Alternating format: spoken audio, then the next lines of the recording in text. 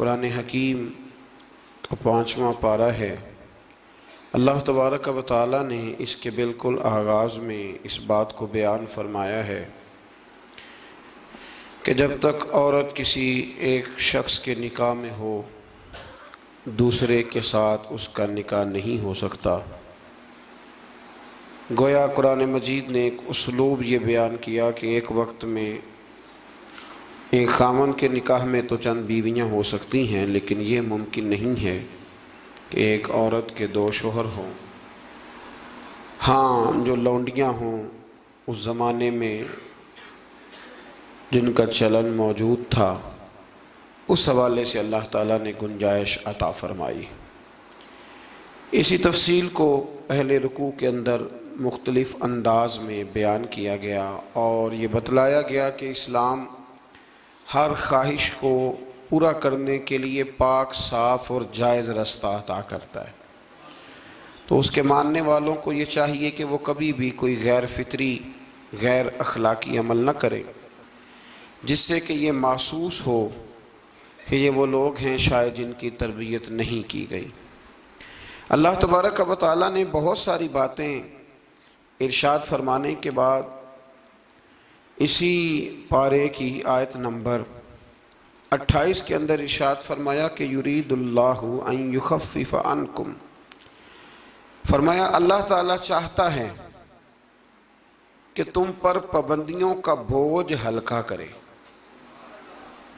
اللہ کریم کی رضا یہ ہے کہ تمہیں آسان دین دیا جائے، آسان دین۔ پابندیوں کا بوجھ تم پر کیوں؟ اس لیے خود ہی بیان فرماتا ہے، فرمایا وَخُلِقَ الْإِنسَانُ ضَعِيفًا، اس لیے کہ ہم نے انسان کو کمزور پیدا کیا ہے۔ رب فرماتے ہیں کہ میں نے چونکہ پیدا کیا ہے تو میں اس کی صلاحیتوں کو جانتا ہوں، تو میں اسے کوئی ایسی شریعت نہیں دوں گا، کوئی ایسا دین نہیں دوں گا، مسلمانوں تم پر کوئی ایسا بوجھ نہیں ڈالا جائے گا جو تم سے اٹھایا نہ جا سکے۔ اللہ تبارک و تعالیٰ نے جتنے بھی ہمیں احکام عطا کیے نا، وہ نماز پڑھنے سے لے کر جہاد کرنے تک، زکوٰۃ دینے سے لے کر حج کرنے تک، جتنے بھی احکامات دیے ہیں سارے ہی بندہ مومن کے لیے بڑے آسان ہیں، سارے ہی بندہ مومن کے لیے بڑے آسان۔ اور جب انسان اس رستے پہ چلتا ہے تو پھر اللہ تبارک و تعالیٰ اس کی مدد فرماتا ہے، پھر اللہ اس کے لیے آسانیاں فرماتا ہے۔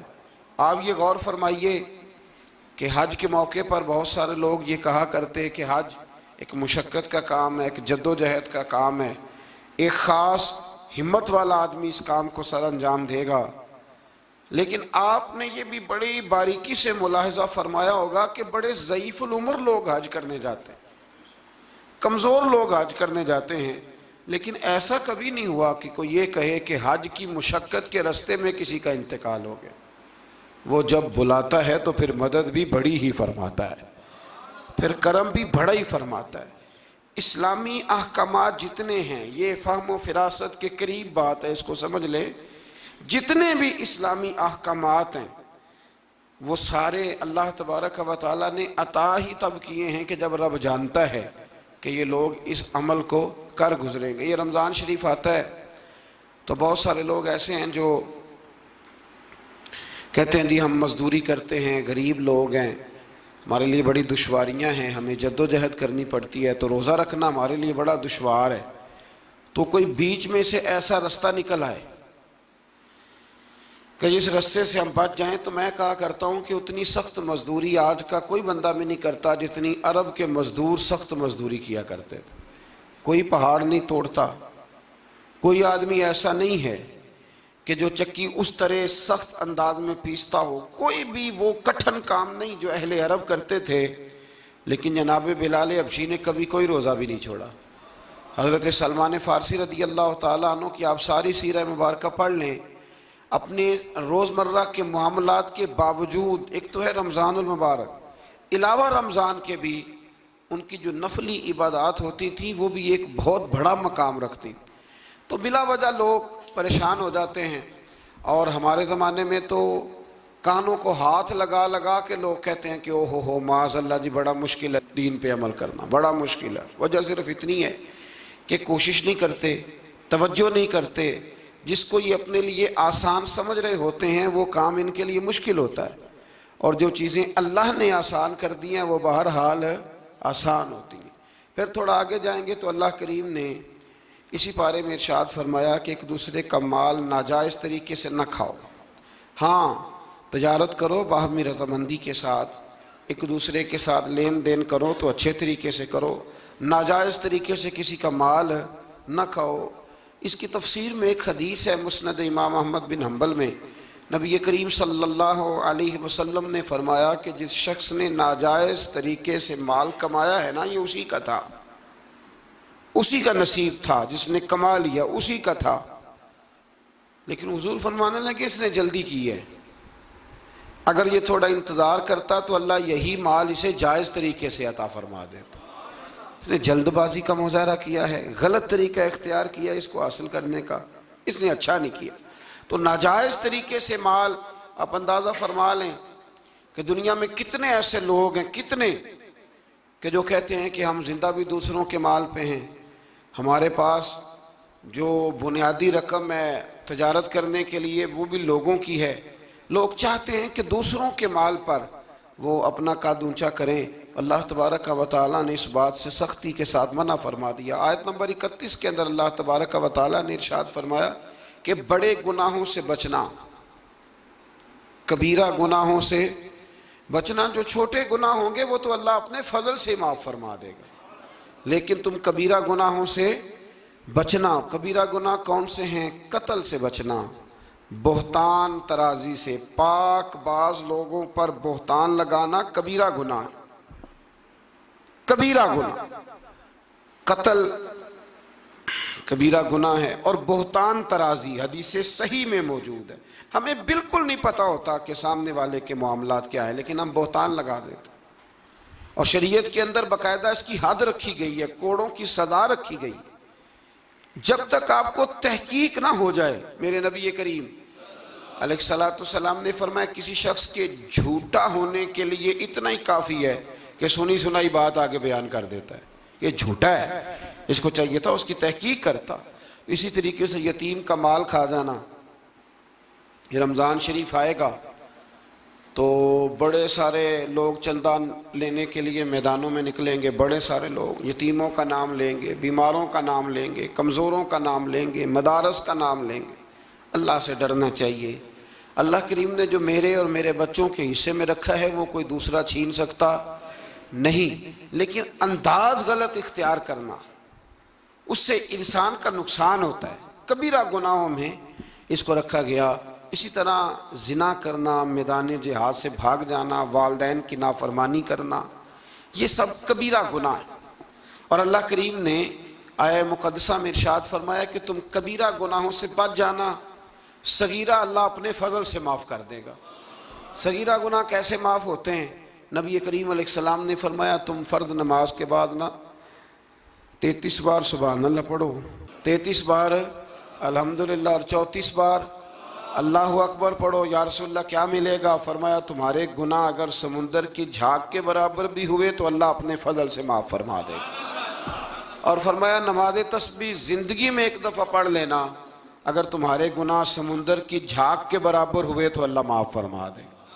بہت سارے ایسے وظائف، بہت سارے ایسے اعمال، لیکن ان سے صغیرہ گناہ معاف ہوتے ہیں، کبیرہ گناہ ان سے معاف نہیں ہوتے۔ تھوڑا سا آگے چلیں گے تو اللہ تبارک و تعالیٰ نے حکم دیا ہے کہ اللہ کی عبادت کرو، لیکن فقط عبادت کر کے اپنے آپ کو مطمئن نہ کرو، بلکہ اس کے ساتھ حقوق بھی ادا کرو۔ وَاعْبُدُوا اللَّهَ وَلَا تُشْرِكُوا بِهِ شَيْئًا، اللہ کی عبادت کرو اور اس کے ساتھ کسی کو شریک نہ ٹھہراؤ، اور اس سے آگے بھی بڑھو۔ وَبِالْوَالِدَيْنِ إِحْسَانًا، اپنے والدین کے ساتھ احسان کرو۔ یہاں مفسرین نے بیان کیا کہ یہ نہیں کہا گیا کہ والدین پر احسان کرو، والدین کے ساتھ احسان کرو، ان کے ساتھ اچھا رویہ اختیار کرو۔ حضرت قاضی صاحب رحمۃ اللہ نے یہاں ایک جملہ لکھا ہے، بڑا ہی دل کرتا ہے میرا کہ وہ جملہ کہہ دوں۔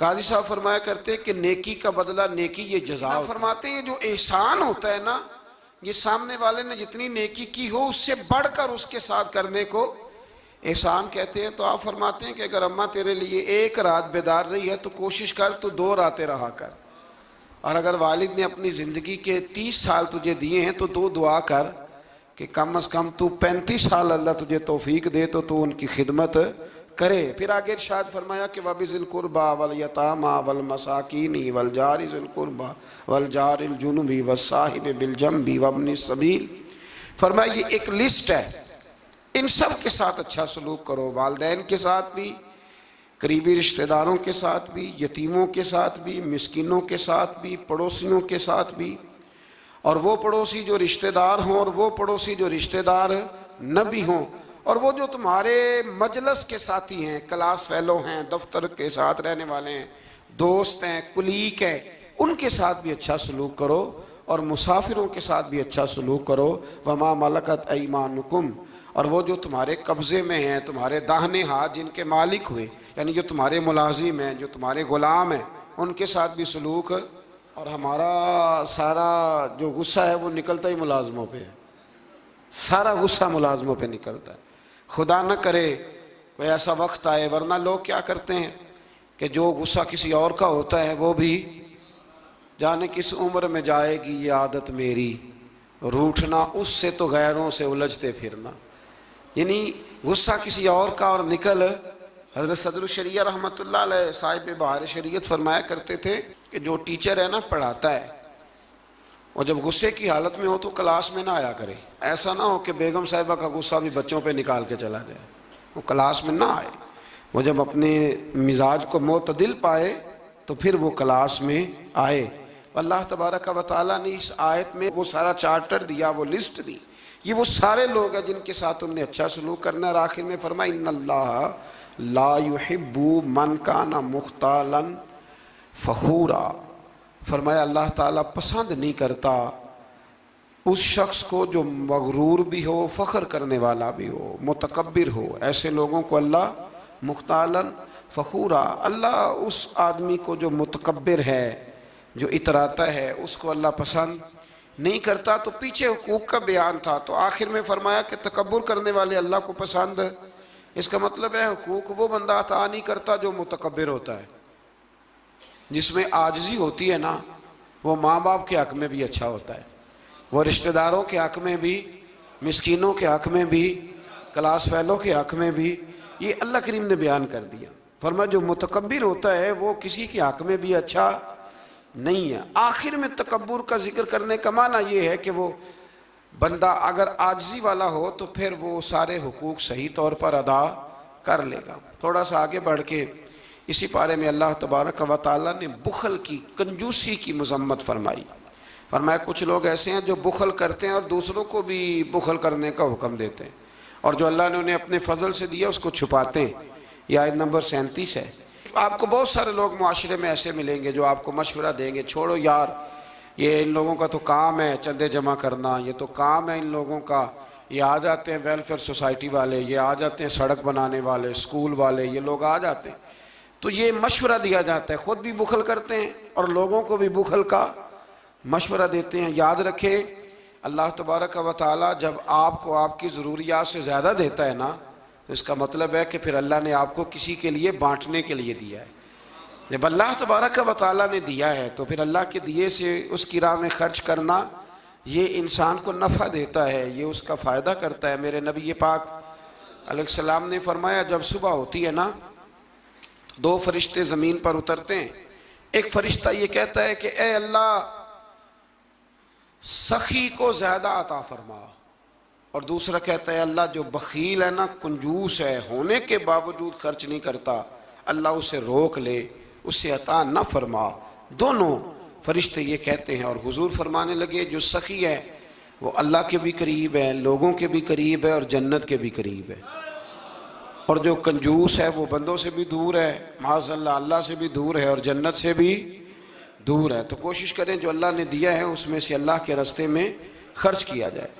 انہی آیات مقدسہ میں پھر امانتیں ادا کرنے کا بھی حکم ہے، آگے چل کے پھر حسد کی ممانعت بھی فرمائی گئی، پھر ان لوگوں کو سمجھایا گیا کہ جو بلا وجہ لوگوں کو حاکموں تک لے جاتے ہیں، یعنی بلا وجہ کے مقدمات، بلا وجہ یہ جو ہمارے مالدار لوگ ہوتے ہیں انہوں نے تو ایک پکا وکیل رکھا ہوتا ہے مقدمے کرنے کے لیے، اس پہ بھی کر دو، اس پہ بھی کر دو، اس پہ بھی کر دو، الجھائے رکھتے، اور بغیر کسی سبب کے بعض لوگوں کی یہ عادت ہوتی ہے لوگوں کو تنگ کرنا، نوٹس بھیجتے رہنا۔ اللہ کریم نے ان آیات کے اندر منع فرمایا۔ 5ویں پارے کی سورہ نساء کی آیت نمبر 64 فرمایا وَمَا أَرْسَلْنَا مِن رَسُولٍ إِلَّا لِيُطَاعَ بِإِذْنِ اللَّهِ، فرمایا ہم نے جو رسول بھی دنیا میں بھیجے اس لیے بھیجے کہ ان کی اطاعت کی جائے، ان کی فرما برداری کی جائے۔ اور آگے ارشاد فرمایا وَلَوْ أَنَّهُمْ إِذْ ظَلَمُوا أَنفُسَهُمْ جَاءُوكَ، محبوب جب یہ لوگ اپنی جانوں پہ ظلم کر بیٹھے تو آپ کی بارگاہ میں حاضر ہو جائیں۔ وَلَوْ أَنَّهُمْ إِذْ ظَلَمُوا أَنفُسَهُمْ جَاءُوكَ، محبوب جب یہ اپنی جانوں پہ ظلم کریں تو آپ کی بارگاہ میں حاضر ہو جائیں۔ ظلم سے مراد جب گناہ کر بیٹھیں پھر کیا کریں؟ فَاسْتَغْفَرُ اللَّهَ، اللہ سے معافی مانگیں، وَاسْتَغْفَرَ لَهُمُ الرَّسُولُ، اور رسول بھی ان کی سفارش کر دیں، لَوَجَدُ اللَّهَ تَوَّابًا رَحِيمًا، تو یہ ضرور اللہ کو توبہ قبول کرنے والا اور رحم کرنے والا پائیں گے۔ تو یہ کون فرما رہا ہے؟ اللہ کریم کہ جب اپنی جان پہ ظلم کرو تو میرے محبوب کے دروازے پہ آ جاؤ، مجرم ہو تو منہ اشکوں سے دھوتے ہوئے آؤ، آؤ در تواب پہ روتے ہوئے آؤ۔ قرآن میں موجود ہے توبہ کا طریقہ، سرکار کی دہلیز سے ہوتے ہوئے آؤ۔ اب کچھ لوگ یہاں اپنی مرضی کی تشریح بھی کرتے ہیں، کچھ لوگوں کا مزاج بن جاتا ہے، وہ کہتے ہیں جی پہلے تو کہنے لگے کہ اس آیہ مبارکہ کے مفاہیم ہی کچھ اور ہیں، پھر جب امت نے زیادہ بیان کیا تو کہنے لگے یہ حضور کی حیات ظاہرہ تک تھی۔ تو میں نے کہا یہ کہاں لکھا ہوا ہے؟ قرآن مجید میں کہاں لکھا ہوا ہے؟ اللہ پاک نے تو مطلق کہہ دیا کہ جب بھی ظلم کرو تو میرے محبوب کی بارگاہ میں، چاہیے تھا نا کہ جو تشریح تم کر رہے ہو، اللہ کریم انہی الفاظ کے ساتھ بیان فرماتے کہ زندگی میں جانا بعد از وصال نہ جانا۔ تو جب اللہ کریم نے اس حکم کو مطلق رکھا، مسند امام احمد بن حنبل میں حدیث ہے، خلیفہ عبد الملک بن مروان کہتا ہے کہ میں رات کے وقت نہ نبی کریم علیہ السلام کے روضہ اطہر کی طرف نکلا تو میں نے ایک شخص کو نا حضور کی قبر انور پر لیٹے ہوئے دیکھا، اور کس طرح لیٹے تھے کہ اپنے رخسار نبی پاک علیہ السلام کی قبر کے ساتھ وہ رگڑ رہے تھے۔ تو کہتے میں نے ان کو ٹھوکر ماری، میں نے کہا تمہیں پتہ ہے تم کیا کر رہے ہو؟ کہتے ہیں جب انہوں نے چہرہ اٹھایا تو میں حیران ہی ہو گیا کہ وہ عام آدمی نہیں، وہ تو حضرت ابو ایوب انصاری ہیں، اور کہنے لگے مجھے پتہ ہے میں کیا کر رہا ہوں، میں کسی بت اور پتھر کے پاس نہیں آیا، میں اپنے رسول کے پاس حاضر ہوا۔ حضرت ابو ایوب انصاری، یہ انداز دیا ہے ہمیں صحابہ نے۔ حضرت مولا کائنات شیر خدا علی المرتضیٰ رضی اللہ تعالیٰ عنہ فرماتے ہیں حضور کے وصال کو تیسرا دن تھا، بڑی تکلیف تھی، بڑا غم تھا، دکھ ابھی تازہ تھا، میں حضور کی قبر انور سے تھوڑے سے فاصلے پر بیٹھا تھا، امام قرطبی نے اس کو لکھا ہے۔ تو کہتے ہیں ایک شخص آیا اور مجھ سے آ کے پوچھتا ہے کہ نبی پاک علیہ السلام کہاں ہیں؟ کہتے چونکہ زخم تازہ تھا، 3 دن گزرے تھے تو میں رو پڑا، میں نے کہا وہ جو سامنے مزار پر انوار ہے نا قبر اطہر، وہ میرے نبی پاک کی ہے۔ تو کہتے ہیں وہ حضور کی بارگاہ میں آیا اور اس نے مٹی اٹھا کے اپنے سر پہ ڈالی، عرض کرنے لگا یا رسول اللہ صلی اللہ علیہ وسلم، رب فرماتا ہے ظلم کر لو تو میرے محبوب کی بارگاہ میں آؤ، تو میں تو آ گیا ہوں، مجھ سے غلطی ہو گئی، بھول گیا تو حضور میں آ گیا ہوں، تو آپ نے پردہ کر لیا، میں کدھر جاؤں؟ حضرت علی فرماتے ہیں وہ اس درد سے رویا کہ میں بھی رو پڑا۔ آپ فرماتے ہیں مجھے اللہ کی عزت کی قسم میں نے اپنے کانوں سے سنا، حضور کی قبر انور کے اندر سے آواز آئی، او اعرابی چلا جا، اللہ نے تیرے سارے گناہ معاف فرما دیے۔ مجرم ہو تو منہ اشکوں سے دھوتے ہوئے آؤ، آؤ در تواب پہ روتے ہوئے آؤ۔ قرآن میں مذکور ہے توبہ کا طریقہ، پر سرکار کی دہلیز سے ہوتے ہوئے آؤ۔ اور پھر بالکل متصل اس سے آگے فرمایا فَلَا وَرَبِّكَ لَا يُؤْمِنُونَ حَتَّى يُحَكِّمُوكَ فِي مَا شَجَرَ بَيْنَهُمْ۔ کیا انداز ہے، اور اس انداز کی یہ قرآن مجید میں شاید انفرادی آیت ہو۔ فرمایا محبوب مجھے تیرے رب کی قسم، عجیب انداز ہے نا قسم اٹھانے کا، اے محبوب مجھے تیرے رب کی قسم، یہ انوکھا انداز ہے۔ قرآن مجید کا۔ فرمایا محبوب مجھے تیرے رب کی قسم یہ لوگ اتنی دیر تک مومن نہیں ہو سکتے جب تک اپنی ہر بات میں تیرا فیصلہ قبول نہیں کر لیتے۔ بڑا معروف واقعہ ہے لیکن یہاں اس کا ذکر کرنا بھی بڑا ہی ضروری ہے۔ ایمان اور عقیدے کے لحاظ سے وہ اتنا زرخیز واقعہ ہے، اتنی خوبصورت ٹھنڈک ہے کہ جو دل کو، آنکھوں کو، کلیجے کو سکون دیتا ہے۔ ایک منافق کا اور ایک یہودی کا جھگڑا ہو گیا۔ وہ جو منافق تھا نا وہ کلمہ پڑھتا تھا، منافق کہتے ہیں اس کو ہیں جو اپنی زبان سے کلمہ پڑھے اور اندر اس نے نفاق چھپایا ہو، دونوں کا جھگڑا ہو گیا۔ نبی کریم علیہ السلام کی بارگاہ میں حاضر ہوئے تو حضور نے فیصلہ یہودی کے حق میں دیا، کلمہ گو کے حق میں نہیں دیا، اس منافق کے حق میں۔ وہ نہ کہنے لگا جی میں تو فیصلہ حضرت عمر سے کراؤں گا۔